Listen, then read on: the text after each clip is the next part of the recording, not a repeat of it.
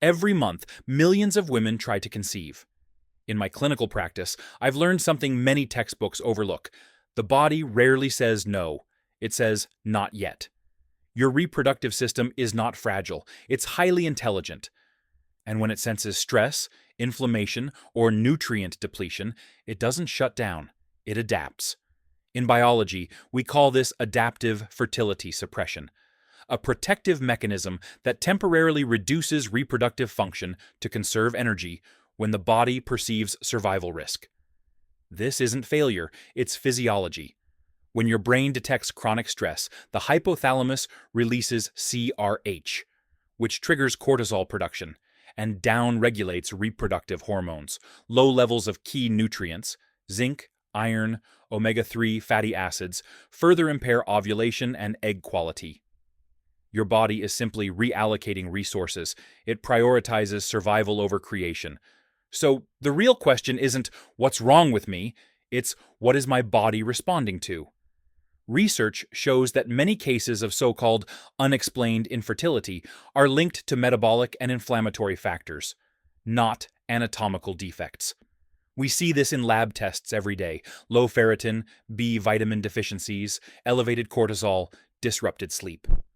When we correct these imbalances through targeted nutrition, stress modulation, and rest, hormonal function often restores naturally. You don't create fertility, you restore the conditions that allow it. In modern life, most women operate in what I call cellular debt. Too little magnesium, too few healthy fats, and constant sympathetic overdrive. The body's stress accelerator, the brain-ovary connection, known as the hypothalamic-pituitary-ovarian axis, translates emotional and nutritional states into hormonal signals. When that axis senses depletion, it simply downshifts reproduction, not as punishment, but as protection. When nourishment returns, when your cells finally receive what they need, the axis reactivates. GnRH pulses resume, estrogen rises, ovulation stabilizes. This is biology, not mystery. And it begins with food, rest, and safety. Nutrient foundations matter. Zinc supports egg maturation and DNA stability, found in pumpkin seeds, lentils, cashews. Omega-3s reduce inflammation and improve uterine receptivity. Walnuts, flax, and chia are excellent plant sources. Iron and B vitamins restore oxygen delivery and cellular energy. Spinach, beets, and oats help rebuild reserves.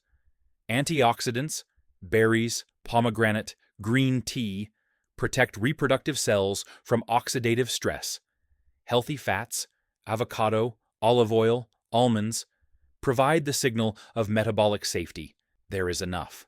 When women transition from restriction to nourishment, we see cycles regulate, inflammation decrease, and conception rates rise.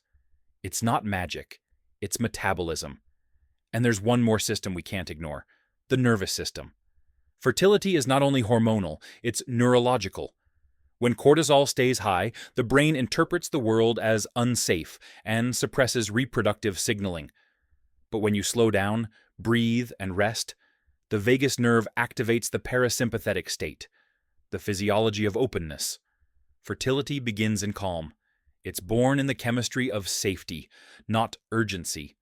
So perhaps your body has never been broken. Perhaps it's been waiting for the right internal environment, for enough nourishment, enough rest, enough trust. Every symptom, every delayed cycle, every moment of fatigue is data. Communication from a system that wants balance, not perfection.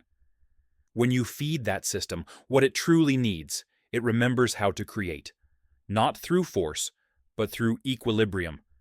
Because fertility isn't about chasing life. It's about creating the conditions where life naturally begins. If this perspective helped you see your body differently, leave yes in the comments, as you're quiet to restoring balance through evidence and care. And if you'd like to learn more about how nutrition, hormones, and nervous system health interact in women's fertility, subscribe for upcoming evidence-based insights.